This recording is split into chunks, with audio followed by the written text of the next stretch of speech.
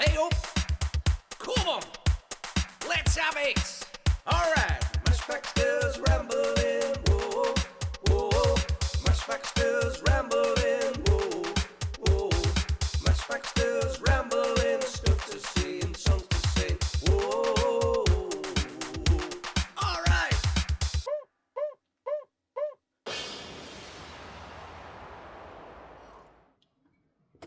Oh, that's a bit warm.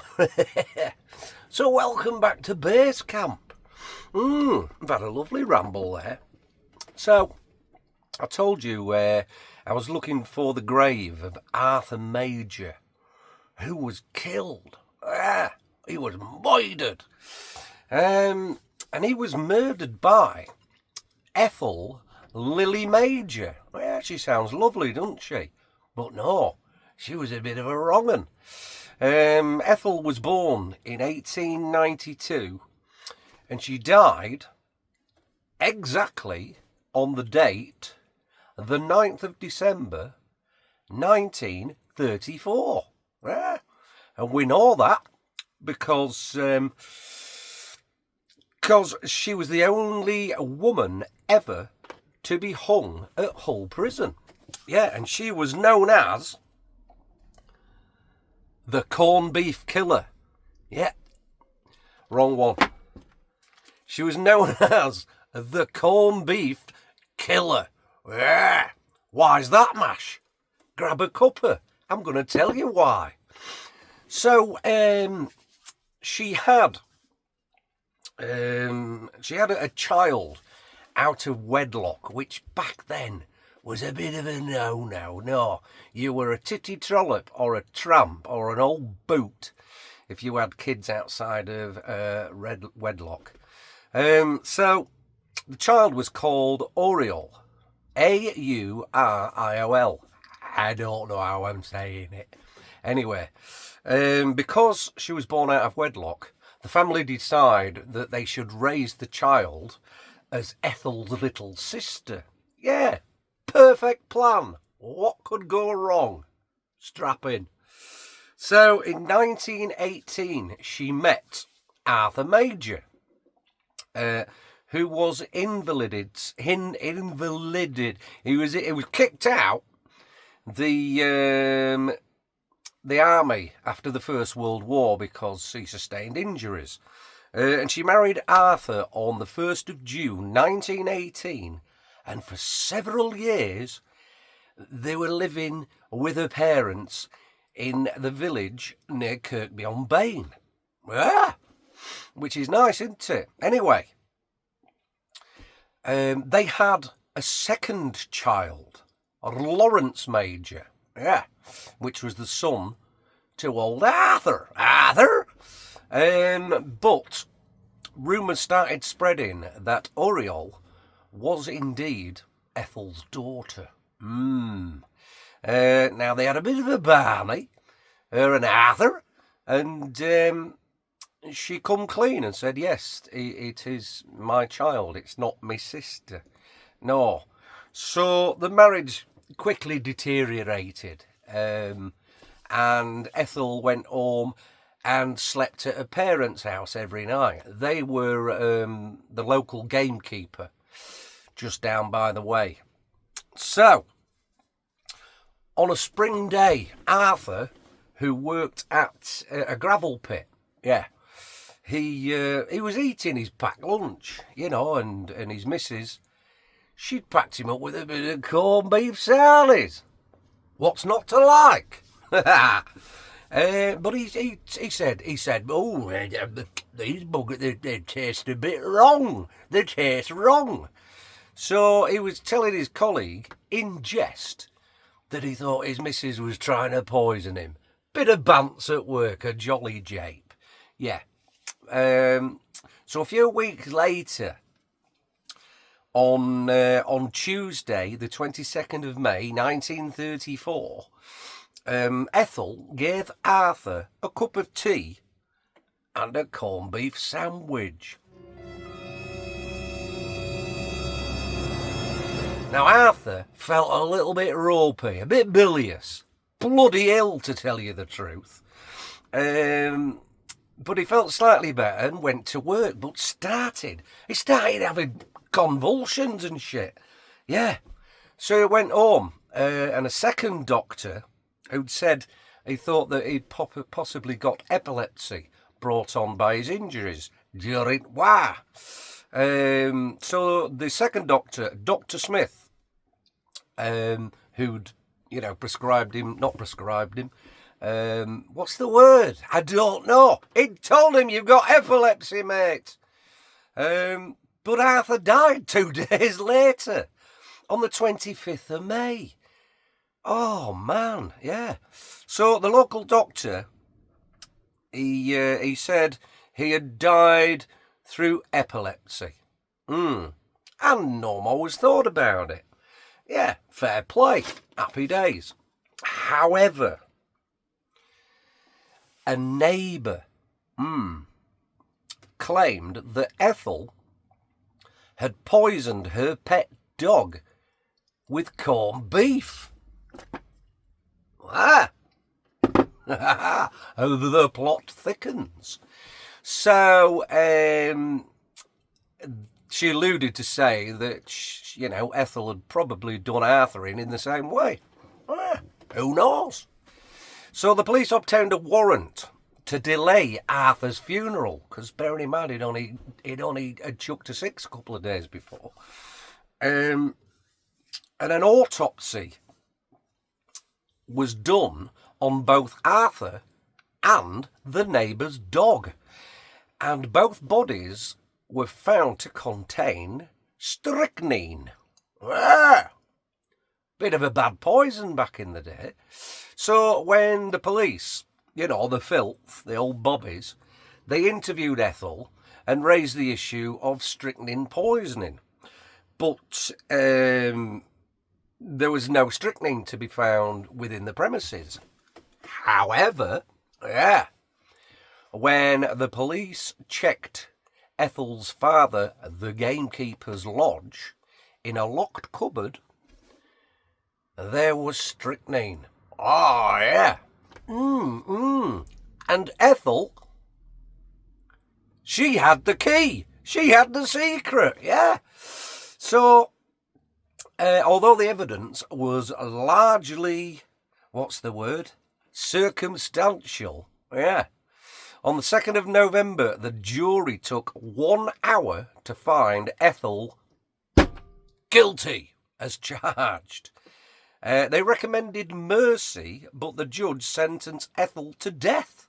Bloody Nora. On the 18th of December 1934, she wrote a letter to each Oriel and Lawrence, her biological children. However, they were not delivered, but instead placed on her Home Office file. So they'll still be there. Bit unfair, really, isn't it? You should pass that kind of information on. Pleas for clemency went unheard. So Ethel was executed at Hull Prison at 9 a.m. the following day. Bloody hell, you haven't even had time to wake up or have breakfast, are you? And she was hanged by the most famous hangman ever, which were Thomas and Albert Pierpoint.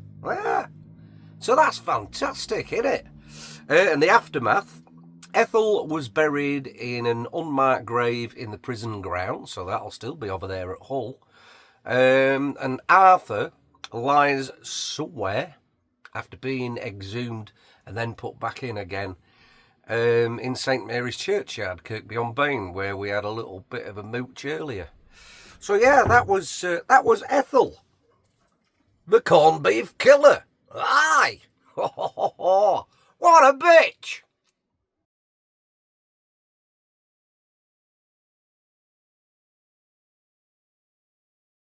Well, this is nice. I've been brought out for tea by our kid. And this is Marham Le Fen. And it's the Royal Oak. Let's go have a gleg inside. They've got some smashing wallpaper. But yeah, it's decent. Very tidy. Got driven here in that. Look at that wallpaper. That's smashing, isn't it? Really nice. I mean, it's Chip. That's me. And there's your pub. It's alright with a load of blokes, isn't it? But the best part about it is, wait for it. Are you ready for this?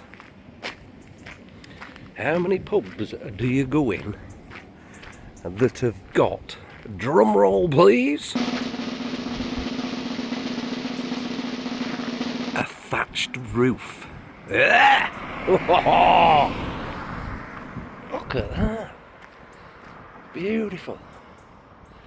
Oh, with the sun beaming out. Gorgeous. It's gorgeous. That's really nice, isn't it? So I've gone for steak and ale pie, and it's curry night special. Who the fuck eats a curry in a pub? You go to a curry house. Fish and chips? No, you go to a chippy. Wrong.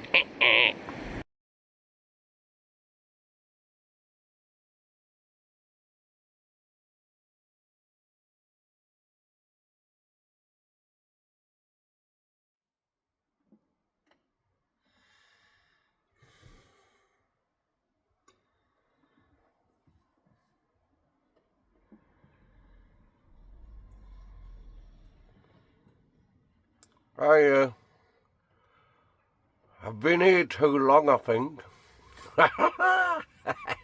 Martin! How are you diddling? Oh, morning, Brown.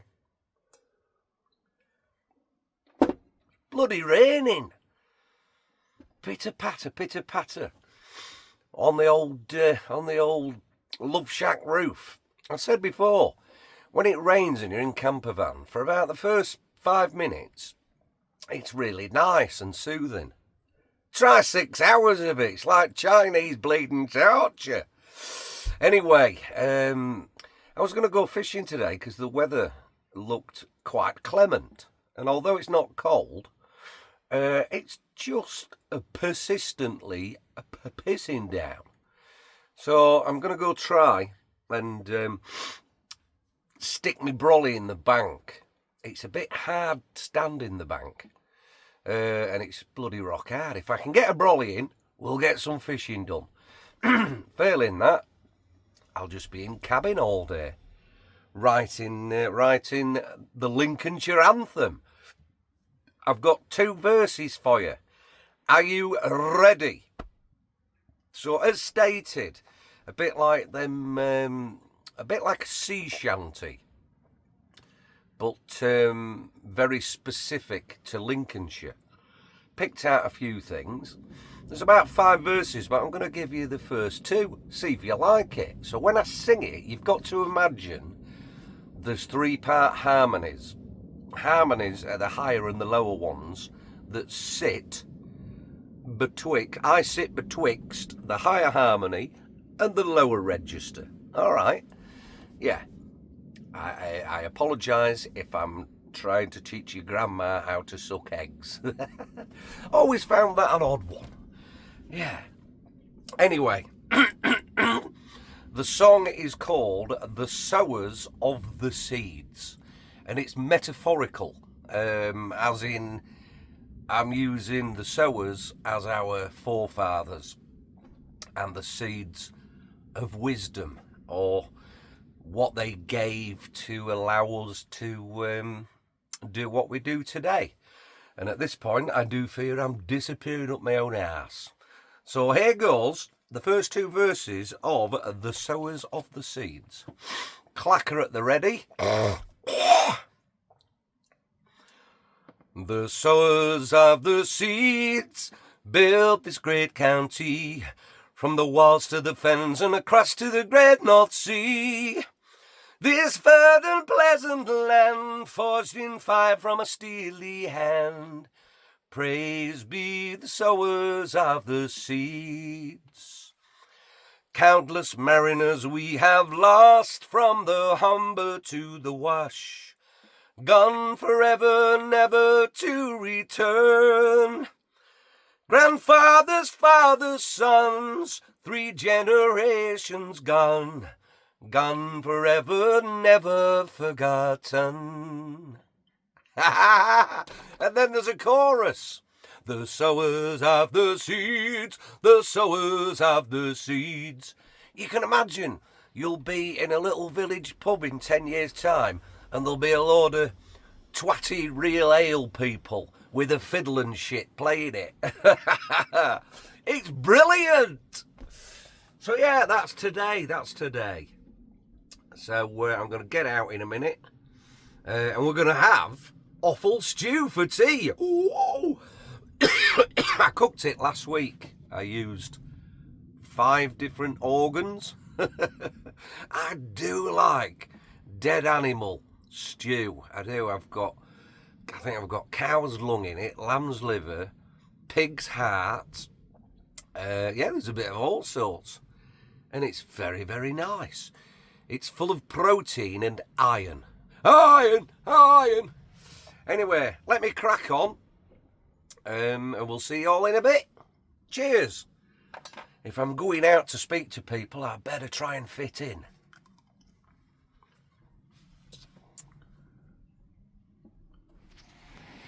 Hey up. We're fishing, it's still a bit drizzly. Well, this is lovely. I don't mind a bit of rain, we're not made of sugar, are we? Gonna have a gleg? Yeah, I'm fishing over there in the lily pads. Little bit of sweet corn up. Can you hear them planes? They've been flying over since about 7 o'clock this morning. I reckon they're getting ready for wah. But I don't think we're going to get much in the way of blue skies today. So today's plan is, you see that orange thing there? Yeah. So you've got to wait until you can't see it. And then you push your rod to one side and you catch a fish. Yeah. Hey up! Right, I've come back to cabin. Why are you shouting, Masher, indoors? I don't know. So I've come back to the cabin to make some soup to take to Riverbank because I'm going to be there for a few hours. So I've gone for an old classic. I've gone for Heinz oxtail. It was either that or Fray Bentos tomato. Bit cheap. So we've gone for that. These are good. Have a look at these. So as a bit of a filler, like a crouton, I'm going for these Golden Wonder chippies. And look what flavour they are. Can you see it? Gravy. They're bloody brilliant. I'm going to wash it all down with Top Tramp juice, this. Are you ready to go back in time? Oh, yeah. I can see you green with envy. Original gold label barley wine. She's a beauty. So, yeah, cook a bit of scran. Get back out there. Get amongst the fish. I ain't had a bite yet. Been there 2 hours. And I'm not bothered. Happy as a pig in shit. Anyway, I've got to get cooking. It's bubbling. See you in a bit. We're sorted now. Check this out. Oxtail soup, parmesan in the top of it, and then to finish it off, gravy flavoured chipstick croutons. I don't want to spill the bastard, do I? Look at that. And she's piping. She's piping hot. So I'll give her a stir. Let's see what it's like.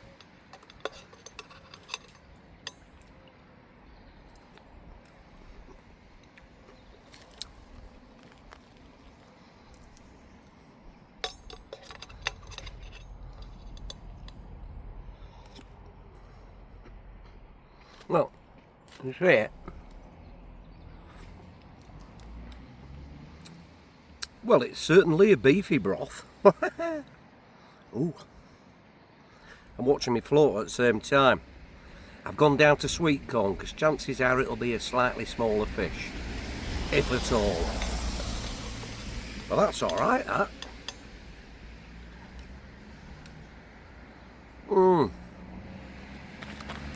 Tasty morsel. on an otherwise overcast, drizzly September day. I love fishing. I'm not even bothered about catching out, because you just think, I'm probably going to do this for about 6 hours, and it gives you a great space to think about all the things that you're not doing for 6 hours, which clearly shows that it didn't need doing. Oh, I've got new arrivals in the pods. They look disappointed. Oh, soggy chipsticks. Look at it. Look at it. It's beautiful. It's piping hot. It's full of meaty goodness. Oh. And tonight, you wait till you see that offal stew. Beautiful. And I'm out with a mate of mine who makes his own everything. He makes sauces, and he's done some special salt.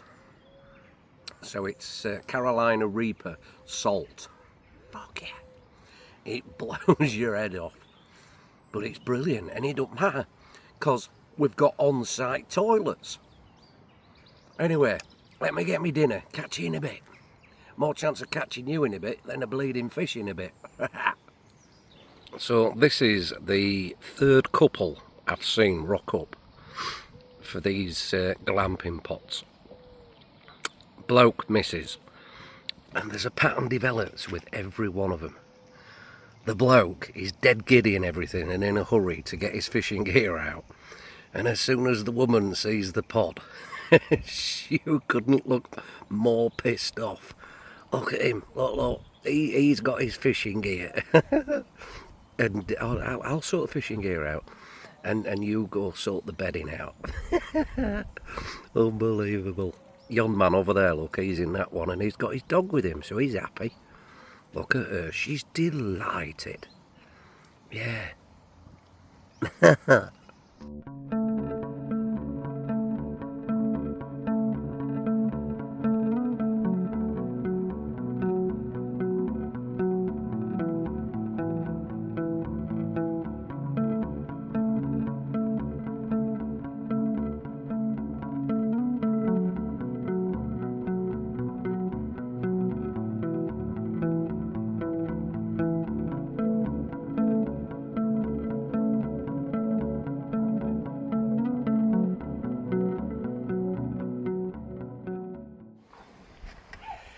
Just met probably the bravest man I've ever met. Why was he brave? Because he went straight in the carsy after me. I stood outside waiting for him to go, fuck that. So I reckon about another 10 minutes I'm going to sack it off. Yeah, it's been highly uneventful. Yeah, bizarre. But passing observations, have a look at this. So yon man there come with his bird look. He's sat there for a good 4 hours and done nout. Next bloke to him with his dog in that cabin, you can't see him but he's behind that tree. He's sat for about 8 hours and done nout. But I have to say, I do some of my best work when I'm doing note. Oh, I'm about ready for bed. I don't think barley wine is an afternoon option, to be honest. She's a cheeky little number and she creeps up on you pretty quickly. Yeah, so I'm going to sack it off in a bit, go get me tea, and then we're going to go to the pub. Found out something about the pub. Yeah, the Ebrington Arms. So I'll tell you all about it in a bit. It's very exciting. Now then, Ramblers, welcome to Topless Tea. Because I don't want to get awful down me. And off for a shower in a bit. Look at this. Look at that. Oh, I don't want to get gravy all over. That's got 5 different organs in it. Look. Beautiful. And if it's not tasty enough, I'm going to bang a bit of HP on her. Yeah. Well, what a day. That's the first time in living memory that I've been water-licked. Yeah. Didn't catch diddly shit. The special stuff. So this is the Carolina Reaper salt. So it looks pink. It looks like Himalayan salt, but it isn't. It's normal salt from Wales, innit? But it's turned that colour because Screwy, in his infinite wisdom, put Carolina Reaper in it. And it is hot, hot. It's pretty much Vindaloo strength, to be honest. So, what should we have first? I'm thinking, let's try a little bit of pig's heart. Look at that. Oh. Honestly, I absolutely adore offal stew. Oh. The salt's a winner. What should we go for next? Oh, yeah, we recognise it. That, my old comfies, is a little bit of lamb's liver. Oh, it's one of my favourite dishes. It just, look, come here. Look, it melts in your mouth. Amazing. Anyway, I'm off mucky pubbing a bit after a shower. But the pub I was telling you about, the Ebrington Arms next door, I said the Dambusters used to go in there. Well, they didn't. They went in the Bluebell up the road. But, even better, the landlord of the Ebrington Arms, back in the day, was a very, very famous man. And we all grew up watching him on every Saturday at the late 70s, to the early 80s, all the salt's kicking in. Every Saturday, Generation Game. Who was it? Go on, have a guess. No, not him. No. William. Oh, mate. Oh, that salt's a killer. William Sully White. William Sully White. Better known as... Oh, shut that door. Larry Grayson was the landlord of the Ebrington Arms at one time a day. That's mental. And apparently there's a picture of him inside. So we're going to go check that out in a bit. But you lot need to do one and let me get on with my tea. Yeah, because I've got some pig's ass to eat.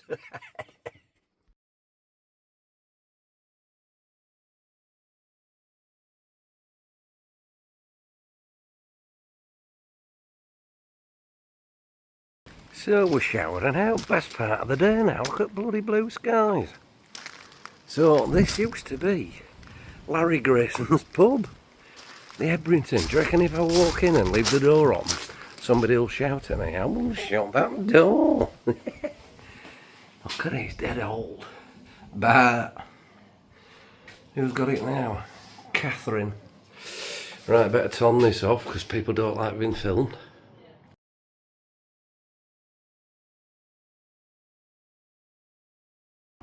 Cheers! Cheers, Larry Grayson! What an awful picture! And he's with a woman and all, what's that all about? Tell you what, it's getting more and more a problem, this. So, I've just been in there. It's a little village pub. A lot of campers and stuff. There must be 6 dogs in there of various descriptions and sizes. And people are eating, and they've got it in the gangway. No. Dogs in pubs, no. Unless it's for the blind, yeah. Just fucking leave the thing somewhere else. They're all barking at each other and shit. No, I don't even like kids in pubs. But I tell you what I do like in pubs that you don't come across that often. Are you ready for a kick back to the 80s? Pernod. I haven't seen Pernod for years. It's been that long since he sold one. He didn't even know where it was on the 3 shelves. I'm going, right. Bit warmer. So yeah, Pernod and a bit of water. Cheers, 80s. Shut that door.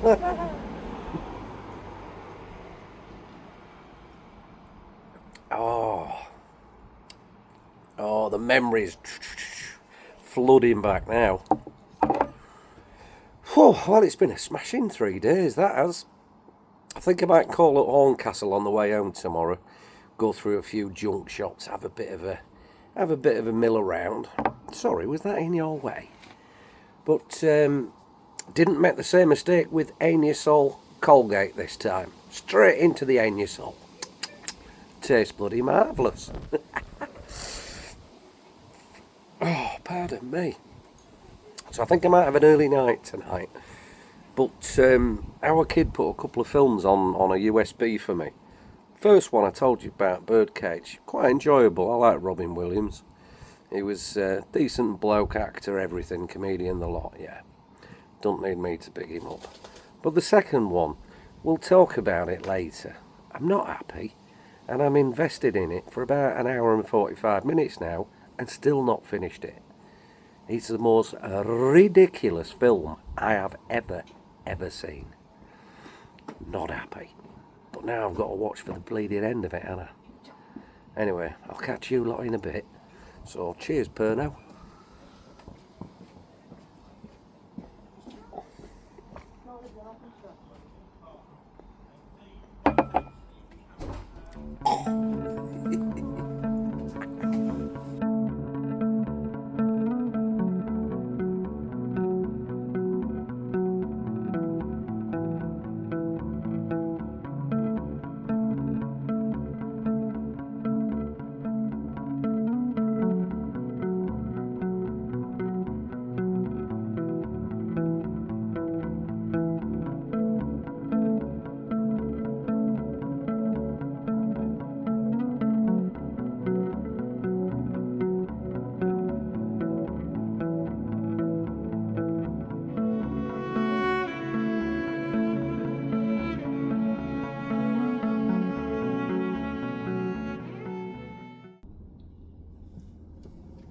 Are you there?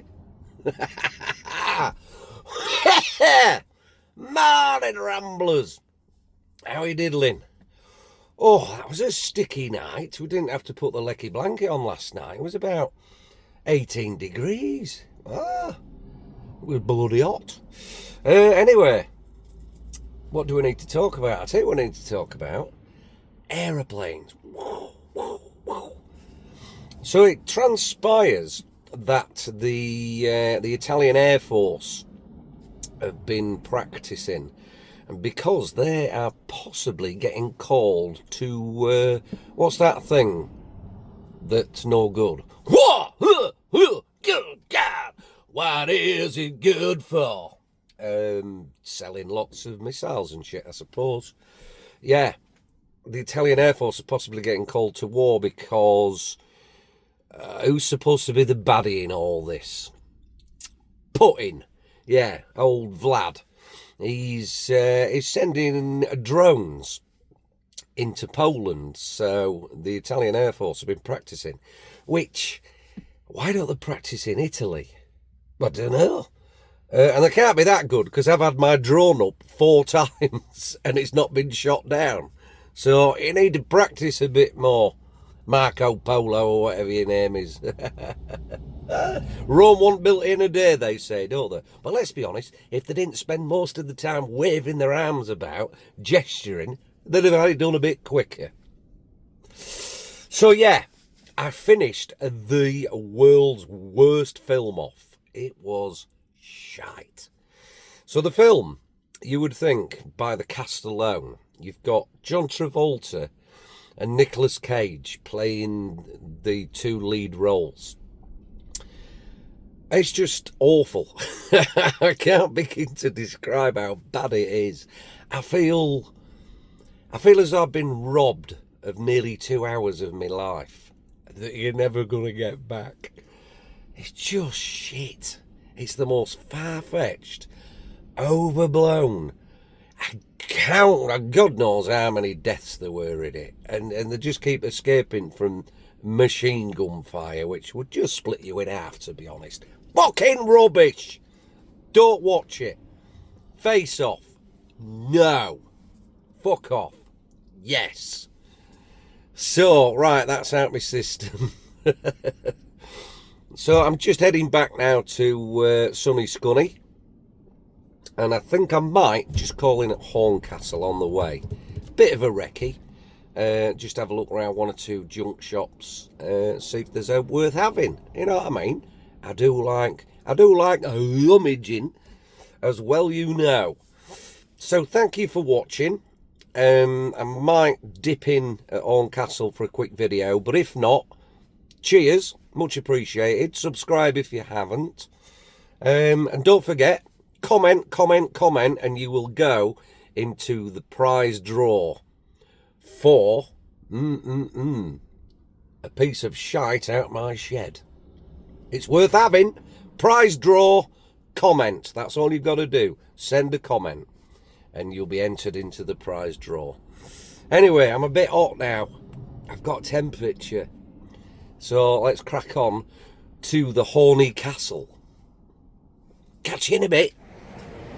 Horncastle. And it's market day. And you know it's market day because there's loads of them things you get at buffets on sticks. Yeah, pensioners. Rammed with them. It's market day. I need some up. Oh, it's getting windy. Oh, red phone boxes. And they do this thing as well. Don't really get it, to be honest. Who thought it was a good idea to knit something for a phone box? I mean, why would you? Why would you? I tell you what, Horncastle's worth a ramble. Oh, it's got a river. It's got everything. It's even got Thai massage down there. Don't know what that means. But yeah, have a look. Very pretty.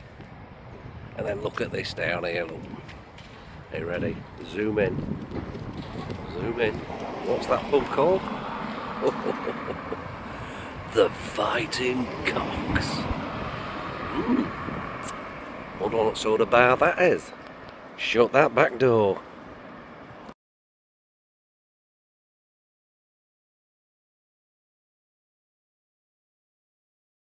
There's a good bit of Lincolnshire dialect. Wash 'em and dry, or wash 'em and dry. Hey! A quid from the charity shop. Why wouldn't you? And look at this. Spam fritter. Spam fritter and chips. Get in. Beautiful. That's not going to work, is it? Sick. I've put it through my eyes. Hang on. I can do this.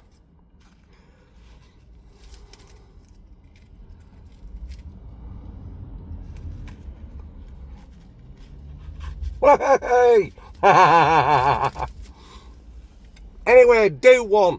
Let me get me grub down me. A quid! A quid, why wouldn't you? Brilliant! Oh man, you could write it. So I finished the spam fritter and chips. There's a park across the road with a bin. And you can either walk round or you could prove that you're not a doddering old fat and just step over about a 2.5 foot high fence. I'll show you, look. That's the fence there. Yeah, it's not very high, is it? Get out the fucking way. So yeah, it's not a high fence. So I put the stuff in the bin and there's a lady walking past. I thought, oh, I'll just jump out before her. Yeah. I jumped out alright. Fucking ass over tip, middle of the pavement. Coins all over the place, crack pipe. She's like, oh, are you alright, love? I says, yeah, I thought I could climb over that at 57. What a dog's knob. Fucking strewed in the middle of the path. I'll have to phone my lad and tell him I've had a fall. Anyway, that's been a brilliant 3 days, that. Finished off perfectly. Don't forget, send your comments and you'll be entered into the free draw. Exciting, isn't it? See you all in a bit. I'm off home now for a bath. Clean me wounds. Hooked right on me shin. Go on out of here.